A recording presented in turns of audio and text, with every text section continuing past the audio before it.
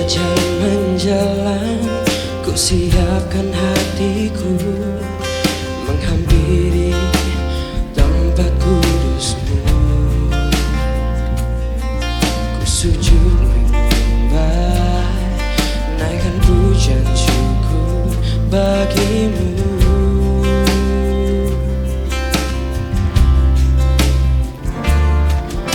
Tuhan, Engkaulah Raja, pencipta segalanya. Ku sanjung tinggi namamu di hidupku. Ku rindu selalu bersekutu dekat denganmu.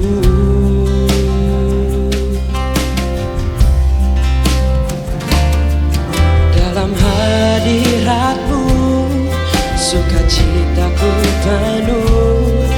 Dalam hadiratmu ku temukan isi hatimu. Pakai hidupku Tuhan, jadikan ku alatmu. Ku ingin dunia tahu Engkaulah Tuhan dan Rajaku.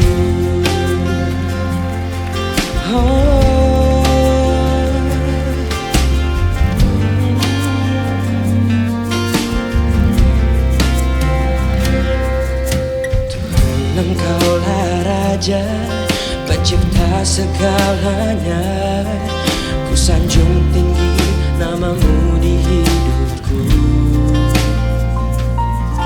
Ku rindu selalu bersekutu dekat denganmu.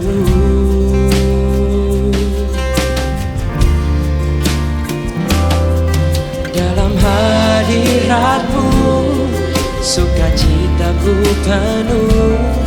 Dalam hadiratmu ku temukan isi hatimu. Pakai hidupku Tuhan, jadikan ku alatmu. Ku ingin dunia tahu Engkaulah Tuhan dan Rajaku.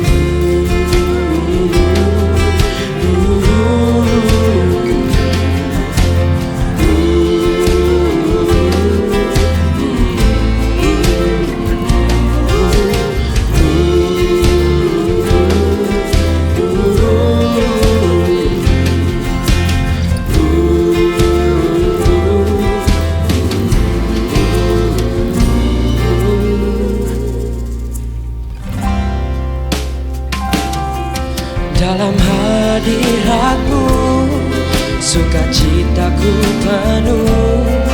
Dalam hadiratmu ku temukan isi hatimu. Pakai hidupku Tuhan, jadikan ku alatmu. Ku ingin dunia tahu Engkaulah Tuhan dan Rajaku. Dalam hadiratmu sukacitaku penuh. Dalam hadiratmu ku temukan isi hatimu. Pakai hidupku Tuhan, jadikan ku alatmu. Ku ingin dunia tahu Engkaulah Tuhan dan Rajaku. Ku ingin dunia tahu, ku ingin mereka tahu, ku ingin semua orang tahu Engkaulah Tuhan dan Rajaku.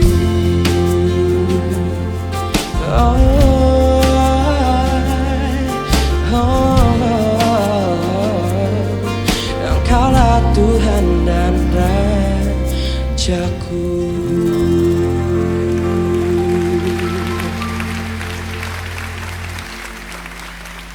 Haleluya, shalom Bapak Ibu Saudara yang saya kasihi.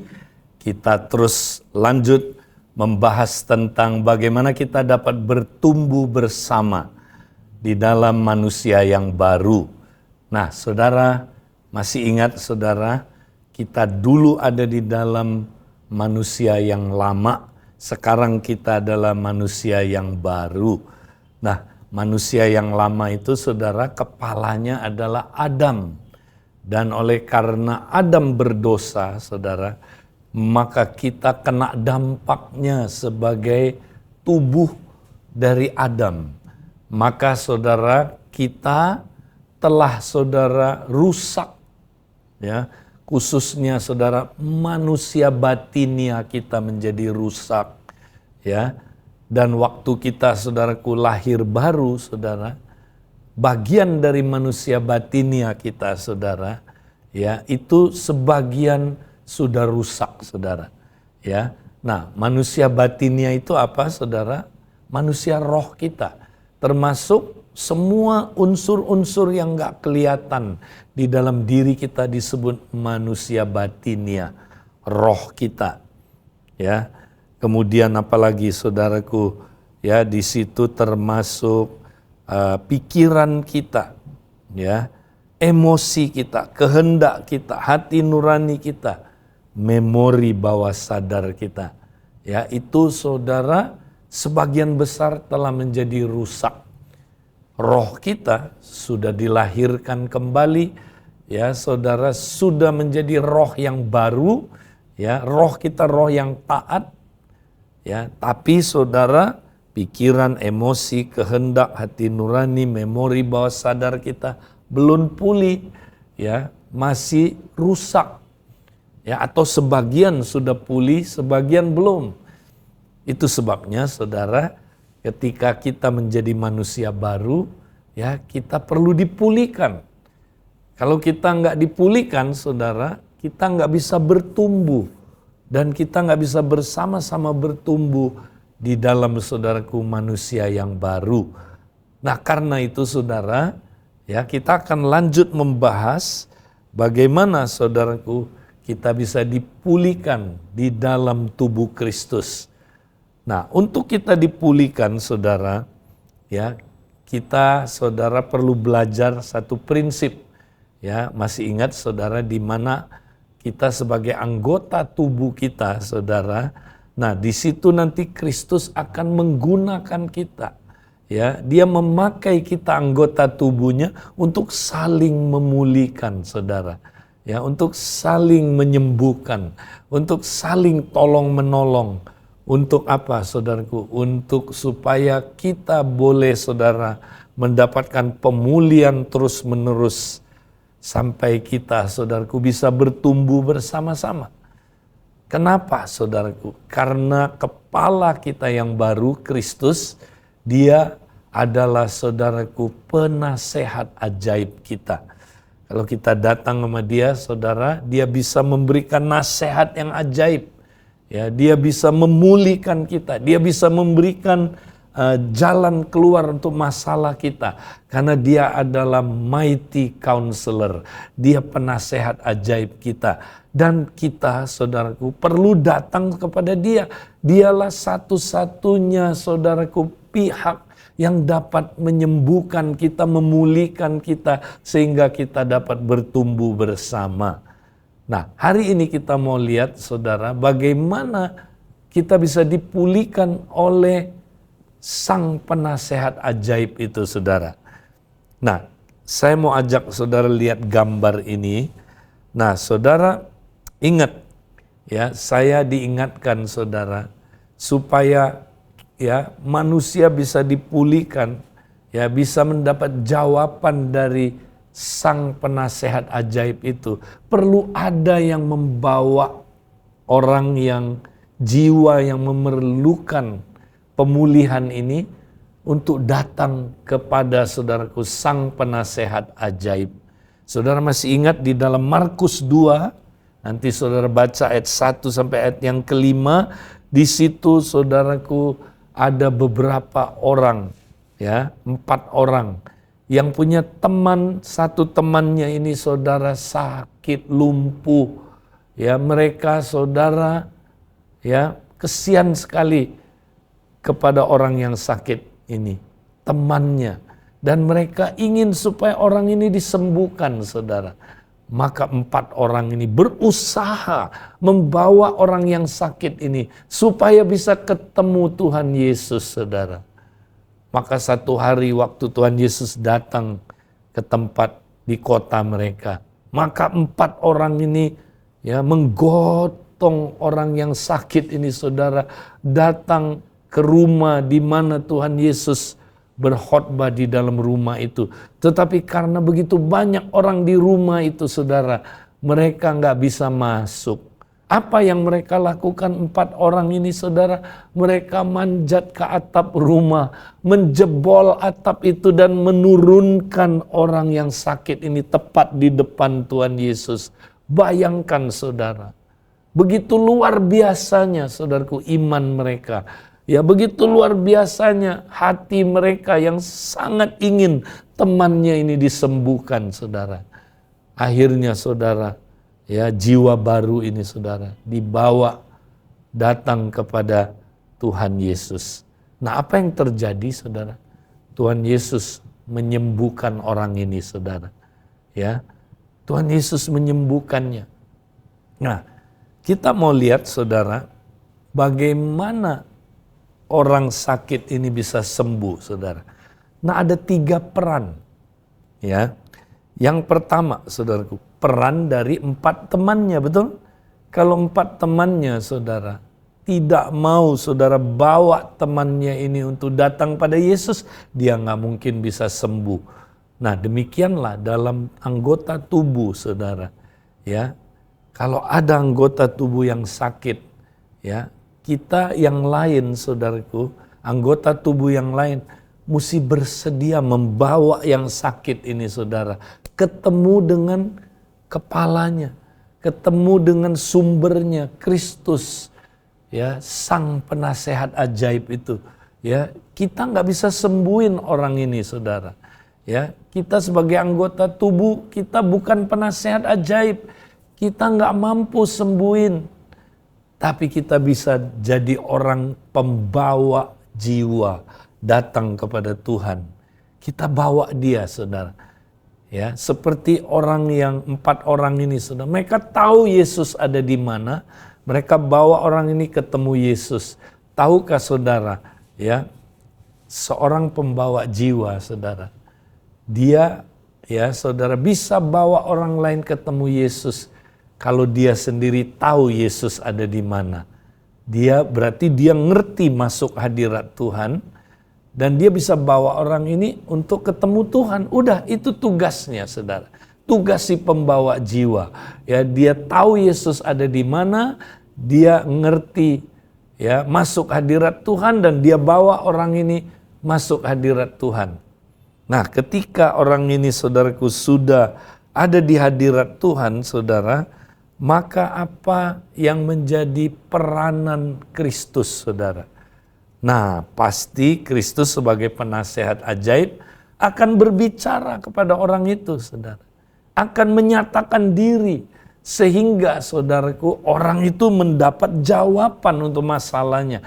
Mendapatkan, saudaraku, nasihat yang dia perlukan. Dan ingat, Kristus adalah penasehat ajaib kita. Dia dapat memulihkan kita, dia dapat menyembuhkan kita, dia dapat, saudara, ya, melakukan pemulihan apa saja yang kita perlukan, karena dia penasehat ajaib. Dan kalau Yesus bekerja luar biasa, saudara, maka orang ini yang mendengar suara Yesus penasehat ajaibnya akan mengalami kesembuhan, pemulihan, jawaban atas hidupnya, saudara. Ya, nah, itu peranannya Kristus, sang penasehat ajaib. Tapi apa peranan orang ini, saudara? Nah, orang ini perlu kerjasama dengan Roh Kudus, saudara. Dia perlu kerjasama, ya. Dia perlu dengar suara Roh Kudus, ya. Kemudian taat, ya, meresponi suara Roh Kudus itu, saudara. Dan kerjasama. Kalau dia bersedia kerjasama dengan Roh Kudus, saudaraku, maka dia pasti akan dipulihkan, saudara. Nah, saya dorong saudara, ya, pada minggu ini, coba, saudara, di dalam kompak kita praktekkan ini, saudara. Mari kita seperti saudaraku 4 orang yang begitu mengasihi temannya, saudara. Kita bawa teman kompak kita supaya dia bisa ketemu dengan penasehat ajaibnya. Ya, mendengar suara dari penasehat ajaibnya. Ya, mendapatkan pengarahan dari dia. Ya, disembuhkan, dipulihkan oleh penasehat ajaib kita, saudara. Ya, mari kita praktekkan ini. Ini powerful sekali, saudara.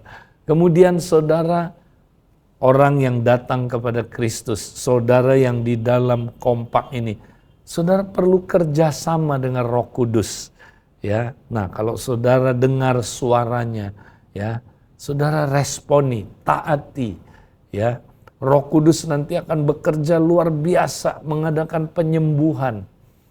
Saudara, banyak kesaksian-kesaksian di dalam kompak, di mana ketika saudaraku, teman-teman kompaknya membawa orang yang membutuhkan pertolongan, pemulihan, kesembuhan, datang kepada penasehat ajaib. Wow, banyak kesaksian, saudara. Ya, ada orang yang saudara, ya, dia bingung dengan saudara, kenapa dia merasa kenapa hidup saya itu ya takut sekali sama wanita. Ya, dia itu trauma kalau bangun hubungan sama wanita, saudara. Tapi satu kali, saudara, ya, teman-teman di dalam kompaknya, saudara, ya, bawa dia ketemu Tuhan. Ya. Nah, ketika bawa dia ketemu sang penasehat ajaib, ya, tiba-tiba saudara, Tuhan menyatakan kenapa dia, saudaraku, ya, punya trauma seperti itu, saudara. Bahkan dia dibawa ke masa lalunya. Ternyata, saudaraku, dia pernah ditolak oleh wanita, ditolak oleh ibunya sendiri. Dan Tuhan nyatakan begitu jelas. Ya, seperti film dia melihat, saudara, bagaimana ibunya pernah menolak dia. Nah, karena itu, saudara, dia trauma sekali dengan wanita. Ya, akhirnya saudara, dia nggak bisa dekat dengan wanita. Nah, waktu itu saudara, dia kemudian didoakan, ya, dan apa yang terjadi, saudaraku, dia mengalami pemulihan karena dia mengampuni ibunya yang menolak dia, saudara. Ibunya yang dari kecil, saudaraku, menyakiti dia, dan akhirnya, saudara, karena dia mengampuni ibunya, saudara, puji Tuhan, ya, Tuhan sembuhkan dia.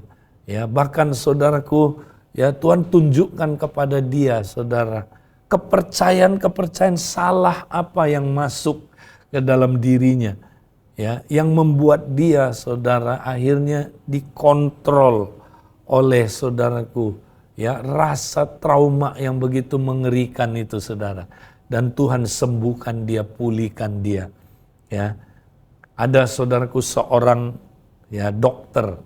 Dia cerita sama kami, saudara. Ya, habis dia mendengarkan firman Tuhan ini, saudara. Ya, dia kemudian, saudara, tiba-tiba satu kali dia diingatkan. Kamu lihat anak kamu, ya, kenapa dia nggak bisa dekat dengan kamu? Ya, kamu tahu dia kenapa? Nggak tahu Tuhan. Ya, akhirnya, saudara, Tuhan bicara sama dia. Karena kamu pernah, ya, waktu di dalam anak kamu dalam kandungan, ya, kamu pernah mengeluarkan kata-kata yang menyebabkan dia trauma, menyebabkan dia, ya, nggak dekat dengan kamu. Kemudian, saudara, ya, nah, dokter ini, saudara, akhirnya datang, dia sharing dengan kompaknya, ya. Nah, akhirnya mereka dapat kesimpulan gini, saudara. Oh, kamu pernah di kandungan mama kamu. Anak kamu waktu di kandungan kamu itu pasti ngalami trauma. Akhirnya Tuhan bukakan, saudara. Ya, trauma apa yang anaknya alami. Jadi, saudara, dia rupanya, saudara, waktu, ya, baru menikah dengan suaminya, saudara. Ya, maklum dia tinggal di rumah mertua. Nah, mertuanya, saudaraku, waktu itu, ya, memang orangnya, saudaraku, ya, seringkali mengeluarkan kata-kata yang menyakitkan. Ya, nah, satu kali dia ingat, saudaraku, ya, karena kesulitan keuangan karena masalah ekonomi di keluarga ini, ya mertuanya menyampaikan kata-kata begini, ya memang kamu ini ya mantuku, kamu beban buat keluarga kita, kamu beban, ya waduh. Terus dia diingatkan saudara, kata-kata itu dia pernah sampaikan kepada anaknya di dalam kandungan, ya karena dia terima kata-kata yang menekan dia itu saudara dari mertuanya, dia akhirnya mengatakan kepada anak dalam kandungannya, kamu memang beban, ya kamu memang beban buat keluarga kita.